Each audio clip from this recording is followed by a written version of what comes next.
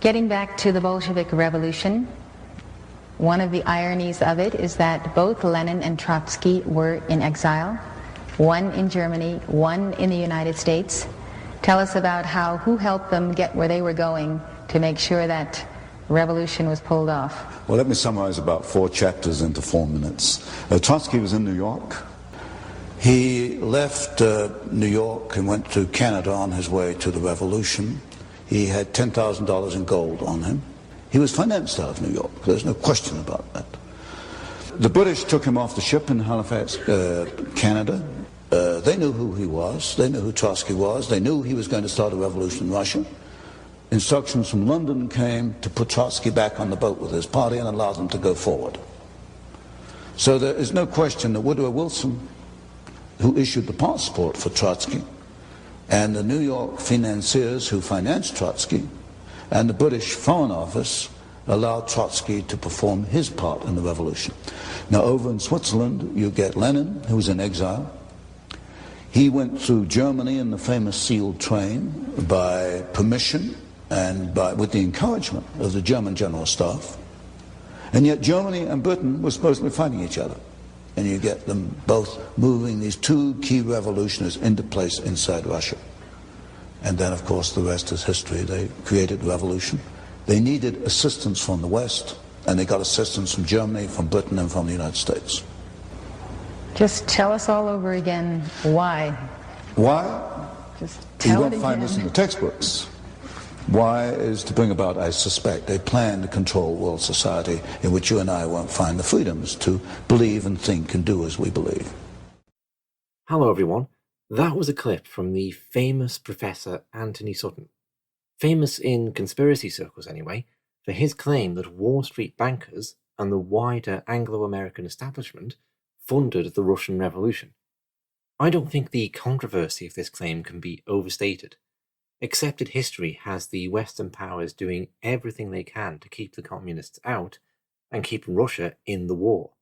It was the Germans that were busy fomenting revolution for obvious reasons. This is what I'm going to be looking at over the next couple of episodes. For me, it's one of the most intriguing questions of history, and something I've been looking forward to since the beginning of this whole series. I'll start out by examining the Russian foreign policy objectives that led the country into the First World War. Popping into the deeper history for a moment, back in the 15th century, Tsar Ivan III threw off 200 years of dominance by the Mongol hordes. This coincides with European states beginning their colonization of the Americas and parts of Asia. Mirroring this, successive Russian Tsars turned east and colonized all the way across Siberia.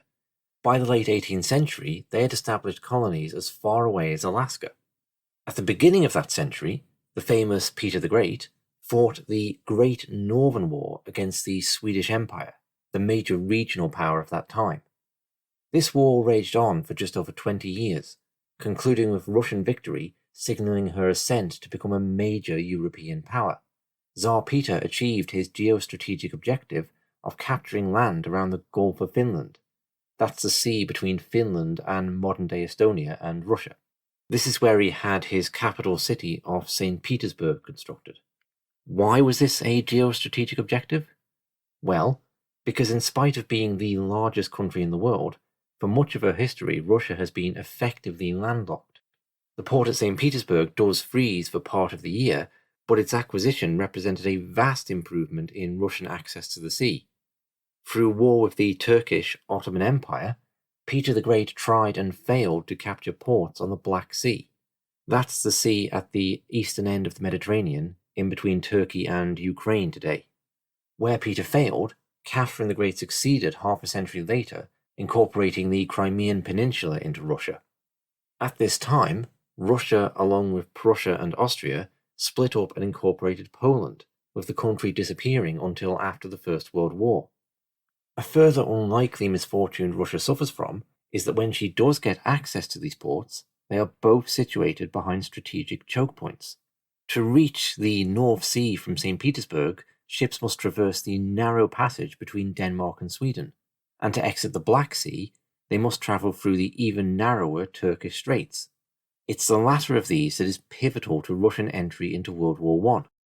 Skipping ahead to that time, In episode 13, I proposed that historian Sean McMeekin had made a solid case for Russia being the ostensible instigator of that war. I'll reread the relevant passage from his book, July 1914, where he writes, "The decision for European war was made by Russia on the night of 29th of July 1914, when Tsar Nicholas II, advised unanimously by his advisors, signalled the order for general mobilization. So clearly did the Tsar know this that, on being moved by a telegram from Kaiser Wilhelm II, he changed his mind. I will not be responsible for a monstrous slaughter, is the key line of the entire July crisis, for it shows that the Tsar, for all his simplicity, knew exactly what he was doing when he did it." If Russia, at the least, played a large role in instigating the war, then the question becomes why. Here I'll principally draw on Dr. McMeekin's other work, The Russian Origins of the First World War. Russia's ostensible motive was the defense of Serbia from Austrian aggression. I think this can be dismissed out of hand as not being a reason great powers go to war, any more than Britain went to war in defense of Belgium. Sean McMeekin points out that it's not consistent with Russian diplomatic correspondence or actions towards Serbia prior to or during the war. At the outbreak of war, Russian forces pivoted south into Austria as opposed to moving east into Germany. This was much to the displeasure of the French, who obviously wanted the Russians to alleviate German pressure on the Western Front by moving towards Berlin. The problem was that Russian territorial ambitions lay in Austria. Russian Poland, including Warsaw, jutted out and was surrounded on three sides, north and west by Germany, and to the south by Austria. Russian strategy was to conquer the Austrian province of Galicia, up to and including the Carpathian Mountains. This would create a geographical boundary which the Russian state could more securely sit behind.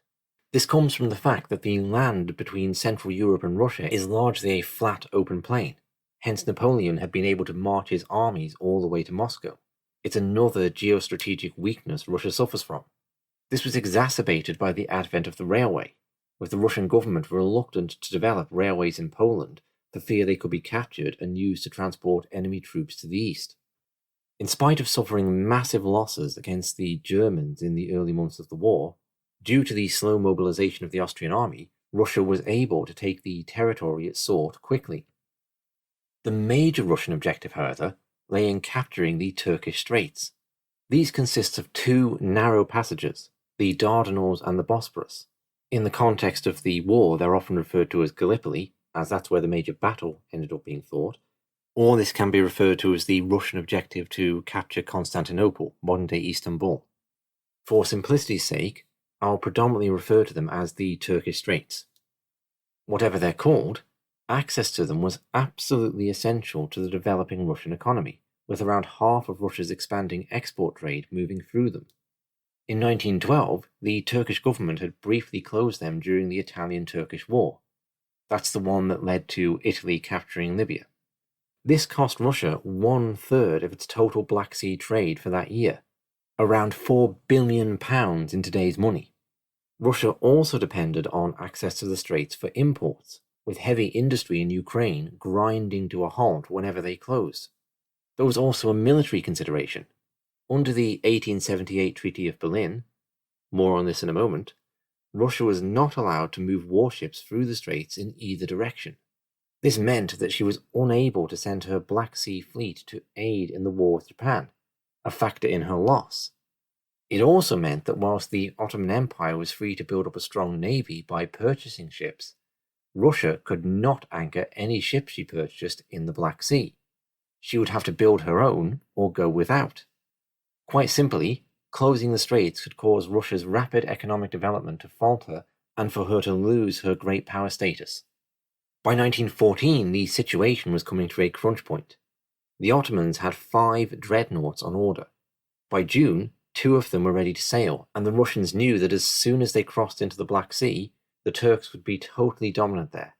Any chance of taking the straits would be gone indefinitely. It also probably didn't ease Russian nerves that the final ship on order was to be called Mohammed the Conqueror. However coincidental it is or isn't, the summer of 1914 represented Russia's last opportunity for conquest there. Changing lanes, Let's ask, what would Britain and France, Russia's wartime allies, make of such an ambition? Prior to looking at the historical detail, we could assume not a lot. In fact, denying Russian control had been a major geostrategic imperative for both empires for at least the previous 60 years. Britain and France had gone to war with Russia in 1853, the Crimean War, for exactly this reason. They had been prepared to sacrifice 40,000 and 135,000 men, respectively, just to stop the bear in her tracks. Neither country received any territorial reward beyond that. The Russians lost nearly 500,000 men in the effort and ended up being forbidden from sailing militarized vessels in the Black Sea. During the Russo-Turkish War of 1877-8, the Royal Navy had been dispatched to the Straits to prevent their capture. It was after this conflict that the Treaty of Berlin allowed Russia to maintain warships in the Black Sea, but prevented all nations moving warships through the Straits. French fears were expressed by the First World War President Raymond Poincaré. In a letter to his ambassador in St. Petersburg, he wrote, "Possession of Constantinople would introduce Russia into the concert of Western nations, and this would give her a chance to become a great naval power. Everything would thus be changed in the European equilibrium." Poincaré feared that once Germany had been defeated, Russia would have little reason to adhere to the Franco-Russian alliance, and as a result, her naval expansion would undermine French interests. In this series, I've been examining the perfidious Albion theory of the First World War, that England played a major role in engineering the war in order to knock out rising imperial competitor Germany. If this theory is true, it doesn't make sense that the British would do this by massively empowering their perhaps even greater imperial rival, Russia. In episode 7, I explored how Britain had formed an alliance with Japan, supplying her ships in order to check Russian expansion into China. Ever paranoid about a Russian incursion into India, the British Empire essentially recruited Japan as its guardian. At the outbreak of the First World War, it was Russia's economy, not Germany's, that was the fastest growing in Europe, with vast increases in both population and railway networks too.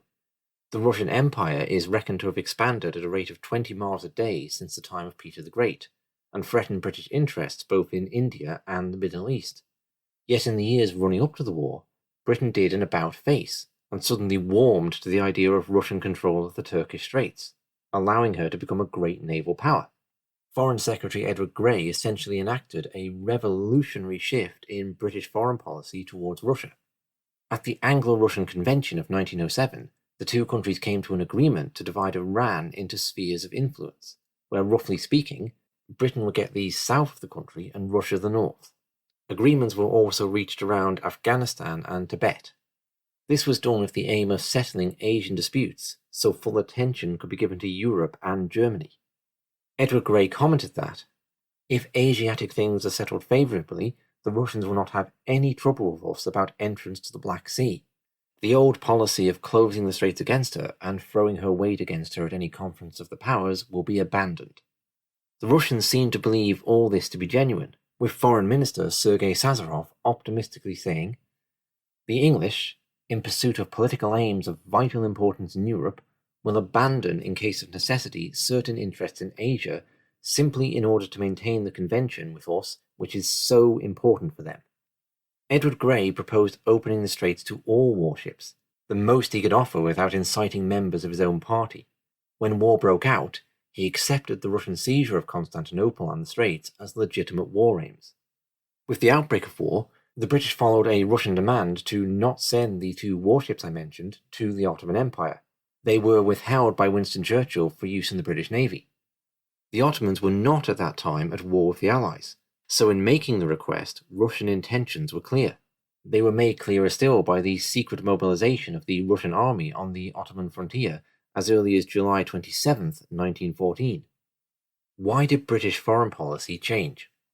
Historian Neil Ferguson attributes this about-face to Russia being weakened by the loss to Japan and domestic unrest after the 1905 revolution. Germany simply appeared as a much greater threat. Sean McMeekin takes a similar position, saying that Constantinople and the Straits simply no longer played such an important role for Britain and France when European war loomed. That which had been worth sacrificing over 200,000 lives of the grandparents of the current generation was just no longer so important. A counter-thesis is presented by Jerry Doherty and Jim McGregor in their book Hidden History, The Secret Origins of the First World War, and more substantially in the sequel, Prolonging the Agony. For Doherty and McGregor, geopolitical realities hold firm. Britain and France had not in any sense warmed to the idea of Russia taking the Turkish Straits. It was all a ruse to lure her into the war. Let's look at the evidence they present. After being denied their battleships from Britain, the Ottomans signed a secret peace treaty with Germany, which did not commit them to war. Germany would defend the Ottoman Empire if it was attacked, in return for an Ottoman pledge to remain neutral. The Germans fully intended on bringing the Ottomans into the war at the first opportunity, and saw their 2 battleships in the Mediterranean as the way to do so. At the outbreak of war, the battleships Goeben and Breslau began bombarding French positions on the Algerian coast. From there, they were ordered to sail to the Straits. The Turks wanted ships to replace the ones the British had reneged on sending, whilst the Germans hoped this action would violate Turkish neutrality. There were a total of 73 British and French ships in the Mediterranean, so there's really very little chance the Goeben and the Breslau should have made it. Yet against all odds, make it they did, with a series of fortunate, or unfortunate, depending on your perspective, coincidences on their side.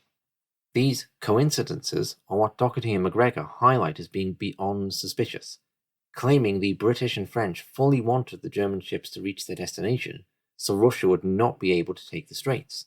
They also wanted the Ottomans in the war, so their empire could be dismembered afterwards. Some of the examples they cite are the French Navy, having the majority of ships in the Mediterranean in line with their agreement with the English, do not seem to have given chase.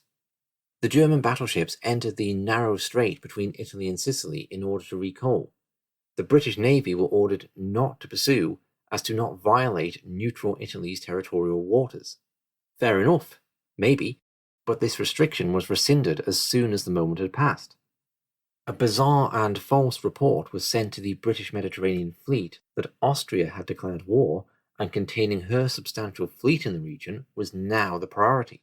This report, attributed to a simple error, cost the British over 24 hours of time, essentially allowing the German ships to get away. As an aside, I can't help but think of the Gulf of Tonkin incident, where a false naval report initiated the whole Vietnam War. The British ships were always out of position, due to not knowing what the destination of the German ships would be. They could have been intending to double back to escape the Mediterranean, or head south to attack Alexandria and the Suez Canal. The problem with this is that there are various reasons to believe the intended destination was known in London all along. The German government had informed the Greeks of their intentions, and there is evidence this information was passed through multiple sources, including British Admiral Mark Kerr, the commander of the Greek Navy. Britain was also decrypting radio messages between Berlin and her ships. The 2 British admirals pursuing the German ships suffered reputational damage. Admiral Ernst Trowbridge was put on charges and later exonerated, whilst Admiral Archibald Milne wrote a book in his own defence after the war. As I've mentioned, under the 1878 Treaty of Berlin, the Ottoman Empire was not permitted to allow foreign warships to pass through the Straits. They fudged this by buying the Goeben and Breslau whilst keeping the German crews. Refusal to dismiss the crews led to a British blockade and the Ottomans mining and closing the Straits. This guaranteed war with Russia, as the Germans, the Russians, and perhaps everybody had hoped. On the 29th of October, Turkish Minister of War Enver Pasha authorized the Goeben and Breslau to attack Russian ports on the Black Sea, bringing Turkey into the war. Pasha was actually a disastrous military commander, who caused that year's crop to fail by conscripting all the young men, who he then proceeded to have killed in the tens of thousands in a fruitless attack on the Russians. Over on the Eastern Front, Russia had made its desired territorial gains in Austria, whilst at the same time being soundly beaten by Germany, to the cost of hundreds of thousands of men. There was a concern Russia might make a separate peace with Germany, a disaster for the Allies. According to the British military attaché in St. Petersburg, Russian generals were beginning to suspect the Allies were delaying a French offensive in order to waste Russian troops so they would not emerge too strong from the war. At this point, stronger promises for post-war Russian control of the Straits were made. Edward Grey told the Russian ambassador, "If and when Germany is crushed, the question of Constantinople and the Straits must be settled in accordance with your interests." Whilst King George V told him, "As concerns Constantinople, it is clear that it must be yours."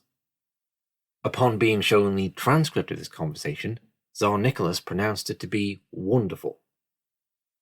From the Russian end, when the French were perceived as dragging their feet on making such a promise, Foreign Minister Sergei Sazonov threatened to resign and allow a known Germanophile to take over. This would all but guarantee Russian peace with Germany.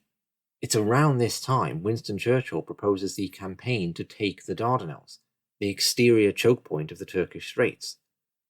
The military part of this campaign becomes known as Gallipoli, after the northern peninsula of those straits, where soldiers would ultimately land.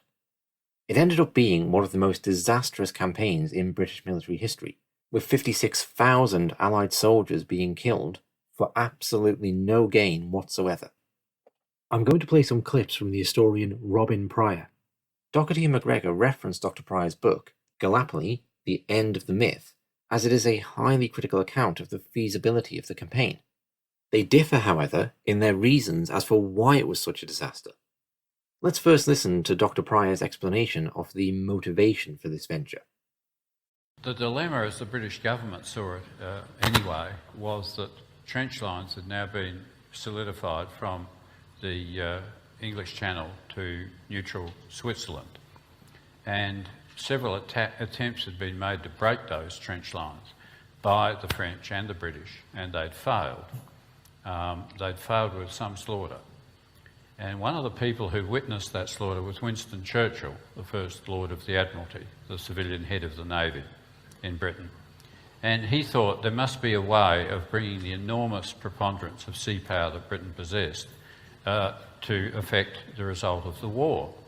He put forward a series of more or less harebrained schemes to attack islands off the German coast, to enter the Baltic. They were all knocked down by the admirals because they risked the Grand Fleet. We don't hear much of the Grand Fleet, but it was the context in which Britain fought the war. So eventually he came up with the idea of using ships surplus to the Grand Fleet, old battleships, to break through the Dardanelles, proceed up to Constantinople and knock Turkey out. So it sounds like a case of when your only tool is a hammer. Doherty and McGregor, however, contend that the campaign was really about ensuring Russia stayed in the war by dangling the prize of the Straits before her. In his book, The World Crisis, Winston Churchill writes about encouraging Russia to dwell upon the prizes of victory. Doherty and McGregor interpret the Dardanelles campaign in this light. Let's listen to Robin Pryor again on how the campaign was supported by the British government. So the body that was running the war in Britain was a committee of the cabinet called the War Council. And like any body of politicians, they were agreeable to any scheme providing it worked. And Churchill had a very persuasive way of selling military schemes to civilian colleagues, all of whom, of course, had been brought up under the Pax Britannica in the 19th century. They were all convinced with Churchill that ships, that sea power, must be able to affect land operations, and there must be a way of avoiding the impending slaughter on the Western Front. So when he brings this scheme to them, they all agree on the grounds that it's going to be cheap, you're only going to use old battleships, the Turks will surrender because they're unspeakable and militarily incompetent, and it's all going to be very easy. On that basis, they agree to the plan. Yet Doherty and McGregor highlight how many of the British admirals were adamantly opposed to the naval campaign, insisting it stood no chance of working without an additional land campaign. They quote Admiral Sir Henry Jackson as saying it would be mad to try and move the navy through without having the Gallipoli Peninsula held by our own troops, or every gun on both sides of the straits destroyed. This echoed the sentiments of Admirals Jackie Fisher and Frederick Tudor, First and Third Sea Lords respectively. Doherty and McGregor cite how protocols stopped these men from speaking out, whilst Churchill found an admiral sufficiently ignorant of the Dardanelles to agree to carry out the campaign. Let's listen to Robin Pryor describe how the attack went. The admirals would not risk the main ships of the Grand Fleet. They were to fight the Germans in the North Sea when the Germans came out and obligingly were defeated.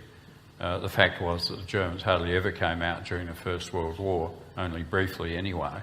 But the admirals would not risk the first-rate ships of the Grand Fleet.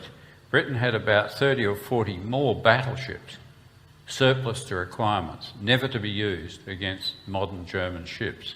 And these were some of the ones that were sent to the Dardanelles. Not everyone will know that originally the plan was entirely naval. Entirely naval. And also that the French were approached and they agreed to join in the naval campaign. Your book is scathing about both the plan, the naval plan, and also scathing about the execution of the plan. Could you say a little bit about what is not as well known, I think, in the story of Gallipoli as the first phase? Yeah, one of the ways Churchill sold this to his colleagues was that no troops would be needed. The fleet would do the business. It would knock out the forts guarding the Dardanelles. It would sweep the minefields in those narrow waters. There were 350 mines there. And yet the naval operation was so badly planned. The key to the defences of the Dardanelles was the minefields. But the Admiralty sent out Grimsby trawlers from the northeast coast of England, manned by civilian crews, in order to sweep them. They never stood a chance. They could make 4 knots with their sweeps out. The current flowing down the Dardanelles is 4 knots. So they often stayed put. There's often a northerly wind as well of, guess what strength? 4 knots. Often the minesweepers would start off on their journey and finish up blown back outside the Straits. They swept 4 mines, 3 by dint of 3 of the ships being blown up. It's one way to sweep a mine, but if you have 350 mines, you need 350 ships if you're going to do it that way.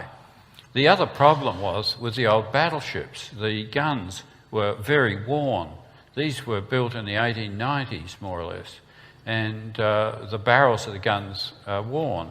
That matters because when a shell comes out of a worn barrel, it wobbles all over the place. Some of them just plopped over the end of the ship. They hardly ever hit a fort. Only the 2 modern ships sent at the last minute by the Admiralty, the Queen Elizabeth and the Irresistible, actually hit a fort and hit a gun. So the thing is very badly planned, the naval attack, from the beginning. And I took it from your account that it had no chance whatever of success. None at all. None at all. None of the forts have been damaged except by landing parties. This is quite interesting. The Turkish troops were not guarding these guns very closely, and the ships managed to landing parties of Marines who did manage to blow up about 12 guns at the entrance to the Dardanelles. They were the only guns of the forts that were hit. That was it. Well, Churchill is very impatient with the naval campaign. It starts on February the 19th, 1915, and by mid-March it's got nowhere. It's a desultory affair. A couple of ships enter the Straits, fire a few shells and then go home. He goads the Admiral Carden, into a full-scale naval attack on March the 18th. 18 battleships are going to take part, British and French, in this big concerted effort. At the end of the day, 1/3 of those ships are sunk, another 1/3 are damaged, and no forts have been hit and no mines have been swept. The Admiral, not Carden, who's collapsed with a stomach ulcer at this place, but his second in command, de Robeck, calls off the naval attack, essentially. He thinks, rightly, you can only do this twice more if you lose 1/3 of your force each time. He's a cunning mathematician, And he's worked out with the third one he won't have any ships left at all. It's then decided to send in the army. So at this point, the British government have actually sent a general down to have a look at what's going on. In other words, there's unease in London that the naval plan... That's Hamilton. That's Hamilton. Yeah, it's not going to work. And Hamilton witnesses that debacle on March the 18th. And from then, from being able... No troops, that was the way it was sold, there were no troops. Suddenly there are troops because it's said by Lord Kitchener, the Secretary of State for War, that Britain's prestige cannot suffer that sort of reverse. And this is when the phrase "no turning back." No turning back. The British find a division, the last of their regular divisions, the 29th Division. They discover that there are some Australian and New Zealand troops training in Egypt on their way to England to take part in the fighting on the Western Front. They're training in Egypt because it's too wet in England. The French contributed a division, one feels, to watch the British. The same reason the French contributed some ships. I mean, should the Ottoman Empire collapse, the French want their slice of it as well. So you've got a French division, a British division, the Anzac forces in Egypt, and a few ragbags from something called the Royal Naval Division. Is it possible to say at that point what the War Council would have imagined optimally might happen with the landing of the troops? They started writing papers along the lines of, after Constantinople, the next steps. This is before they've landed anybody. The idea was that the troops from the south, which were British, the 29th Division, were to push north to that narrow piece of water there called the Narrows. Meanwhile, the Anzacs would land further north, dash across the peninsula, cut off any Turkish reinforcements that might interfere with the British, and then you would be at the Narrows. You could then demolish the forts, the troops could demolish the forts, and they would have unimpeded access to the minefields. Minefields would be swept, the fleet would go through and Constantinople and it would fall. Yeah. It didn't happen like that. If you could briefly describe both the British landing and also what happened, say, over the period between late April and late June, early July, in that strip of the peninsula. Yep. This is the main landing. The main landing is at Hillis. The Anzac is in support. The British land on 5 beaches. On 3, they get ashore with no opposition at all. In 2, there is much slaughter. These are at the end of the peninsula. V Beach and W Beach. There's much slaughter there. 2, 3 and eventually 4,000 men are lost on the 25th of April 1915 on those beaches. The commander offshore, General Hunter Weston, he reinforces the 2 beaches that are where you have a failure, where the casualties are being caused, and he funnels troops into those for the rest of the day, thus ensuring that by the end of the day the British are ashore, but they've lost so many casualties that there is no possibility of them making a rapid advance inland. They have to be reinforced first. By the time they're reinforced, the cunning Turks have reinforced their own troops. The British inch forward, trenches are dug, a stalemate that looks very like the Western Front is existing now at Hillis. By June? By June, early June 1915. Yeah. Yeah. If we can just say we now get to July 1915, had anything substantial been achieved by the English, No. Australian, New Zealand, French forces, Indian forces? No. No. What we've got is now 2 areas of stalemate, one at Hillis, the other at Anzac Cove, along the Anzac perimeter, and it's trench warfare. in both areas. Which is what it was designed to avoid. This is what it's designed to avoid. Trenches are dug, machine guns are put in position. What little artillery each side has is brought to bear. The naval guns, which the British have thought would make a big effect, are almost useless because they're very flat trajectory. And when you're firing in an area with a lot of gullies and hills, they're not much use. So it's a stalemate. Yeah. And again, I use the term collective memory for this. In Australian collective memory, I think the most memorable parts of what happened happen in the following month, in August, when the names like Neck, Lone Pine are associated with the August offensive for Surrey Bear. Could you say, I mean, that was probably the most significant, it seems to me, the most reprehensible part of the campaign insofar as Australians were concerned. Just wondered if you could say a little bit about the August offensive. And, I mean, your book suggests that it had no chance whatever of succeeding. None at all. It's about as useful as the naval attack in general terms. By July, back in London, people are starting to get restless. This looks awfully like the Western Front. They've got two options: get out, evacuate, or try for another offensive. And they send out 3 divisions of extra troops to try and break the stalemate. The idea is that this will be broken now from the Anzac perimeter. Troops will spread out to the north to avoid the trench lines that are confronting them. And at the same time, there'll be a British landing at Suvla Bay. You can see that marked on the map. The British landing is designed merely to establish a base. They need some flat ground for all the stores and ammunition, food that this northern force is going to consume through the winter.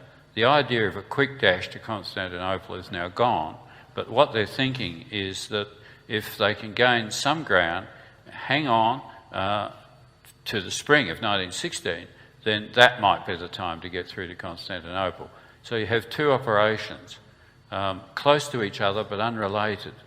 The Anzac one, the big left hook, and the landing in Suvla Bay.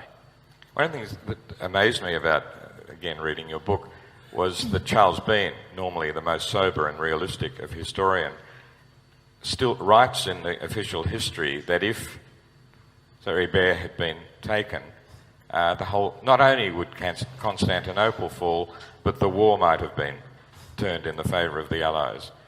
He said that, yes, he did. I was amazed to read that, because he normally is rather sober, but he's got carried away here. What's carried him away is, during those operations out of the Anzac perimeter, a couple of small groups of men got on top of some very small points on that 3rd ridge, Surrey Bear. There are some New Zealanders on Chunuk Bear, one of the hills, and there are some Gurkhas, because there are Indian troops there as well. A brigade of Indian troops is introduced in June. They're there, and they're on another hill called Hill Q. Now, they only hold these small hills for a very short time. They're counterattacked off because the Turks have the numbers. And yet, people can, if you stand on Chunuk Bear, you can see the Straits. And Bean, after the war, stood on Chunuk Bear, and he saw the Straits, and he thought it was wonderful, and he declared that this was the opportunity. It wasn't the opportunity. Between Chunuk Bear, between that ridge and the Straits, are many more ridges. But Bean said the Turks couldn't have held those because we would have held the higher ridges. When you think about it, the Turks held the higher ridges and we clung to the lower slopes for 8 months, and they couldn't dislodge us. Why, in reverse, this would have suddenly been different, I don't know. But it's a complete furphy. The country between Surrey Bear and the Narrows is very difficult indeed, and it includes a formidable plateau, the Kilid Bar Plateau, with sides 500 feet high, up which you would also have to have advanced. So Robin Pryor has it that the British could not afford to lose face. Doherty and McGregor posit that the Allies remained under pressure from the Russians. The Tsar knew that the Straits could not have been taken by naval power alone, so a good show of ground forces had to be made to appear sincere. The whole campaign was designed to fail so that the Straits would not be handed over to the Russians. Was the operation justifiable in terms of strategic value if it had been a success? Again, here's Dr. Pryor. The idea was that once Constantinople had surrendered, which it was bound to do, it probably wouldn't have surrendered, but let's supposing it had. The French and the British would then have led a Balkan alliance made up of the armies of Bulgaria, Romania, Greece, Montenegro and Serbia, and attacked Austria-Hungary and Germany from the rear. That was the idea. And if you add up those armies, they come to something just over 1 million men. There's a problem here, and there's more than one problem. The first problem is these armies were basically peasant levies. They didn't have the modern equipment that the British, the French and the Germans had. The Romanians, for example, turned out 2 shells per day. That's not per gun, that's 2 shells per day. Artillery was the big killer in this war. The Romanians were not going to kill many people with those shells. The other thing about the Romanian artillery I love, that they were ox-drawn guns. There's something farcical about ox-drawn guns. How would they have advanced up the Danube Valley? With great difficulty. There's only one major railway line. You would needed far more infrastructure than that to support 1 million men. The other problem was that the armies of all these countries would have had to agree to other armies traversing their territory. Now, for those who remember the First and Second Balkan Wars, especially the second one, where these states fought each other, the problem is they hate each other much more than they hate the Austro-Hungarians and Germans. That's the problem. The coalition probably would have been one of the very unwilling indeed and may have collapsed before it started. But let's supposing that the coalition exists and somehow the oxen plod up the Danube Valley. Here they come, plod, plod, plod. Then they come to the Alps. Am I getting through here? Then they come to the Alps. Now, Hannibal did get some elephants across, but these elephants were not pulling 60-pounder guns, not pulling 9.2-inch howitzers. You couldn't have got them over the Alps. The other thing about the Alps is the top of them is occupied by the Austrian and German forces. It would have collapsed right there. In my view, it wouldn't have even started because of the internecine hatreds of these states for each other and the poor equipment that they had. But had you formed such a coalition, it would have come to grief somewhere in the foothills of the Alps. It wouldn't have shortened the war by a single day. The whole thing was futile. We can safely conclude that nothing about this whole endeavour to capture the Turkish Straits made any sense. Not the German ships escaping, the naval campaign, the land campaign, or the overarching strategy.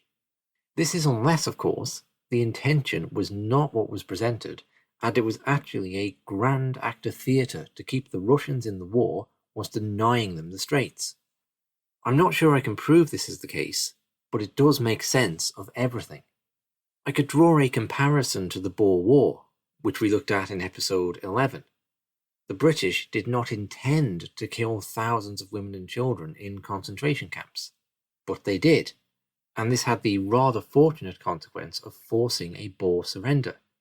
In World War I, we could say the British did not intend their military efforts at Gallipoli to be disastrous, but they were, and this had the effect of continuing a long-held British geostrategic objective.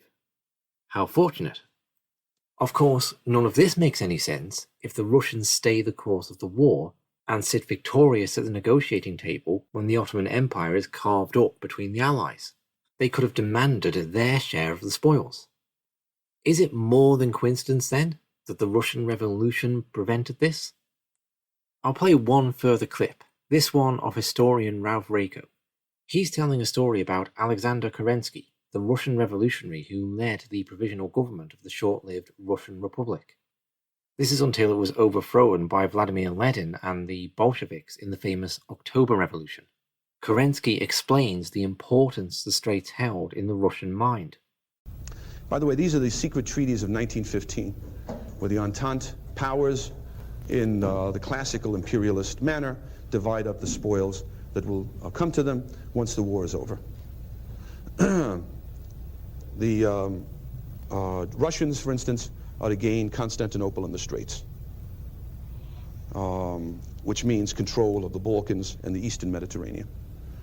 This is a major reason, talk about things snowballing and having consequences. When the Tsar is overthrown in 1917, a moderate and democratic government comes to power, as you probably know, led by Kerensky. This government refuses the one condition that the Russian peoples demand of their new government, which is peace. A friend of mine happened to teach at Stanford many years ago, Stanford University. This is in the late 60s. And Stanford is a very fine university. My friend taught Western civilization. There happened to be, at that time, at the Hoover Institution, in residence, Alexander Kerensky. So my friend happens to be, his name is Ron, happens to be somewhat pushy, coming from New York and all, gives a call to the Hoover Institution. Kerensky says, sure, I'll come over and address your class of Stanford freshmen, addressing the class of Stanford freshmen on the Russian Revolution. Okay, what happened? And my friend had lunch with him afterwards and said to him, why didn't you make peace? You were in power, why didn't you make peace? Lenin would never have gained control. And Kerensky said we could not do that. It would have been a betrayal of our valiant allies. Countries, on occasion, betray allies for their own interests. The reason is the secret treaties. They had to stay in the war in order to get what they'd been promised, which was what the Tsars had been aiming at for generations. They would control, they would not only have the Black Sea as a total haven and free port for the Russian Navy, they would have access to the Mediterranean. And once they got that, once the war was over, then that great imperialist expansion and victory would solidify their position with the Russian people. So for that, they remained in the war and were beaten by Lenin. That leaves us in a good place for the next episode, where I'll jump into the various theories about the Russian Revolution and its backers in the West. Thank you very much for listening. A reading list of books I've drawn upon is in the info box, along with details of how to join the forum and support this show.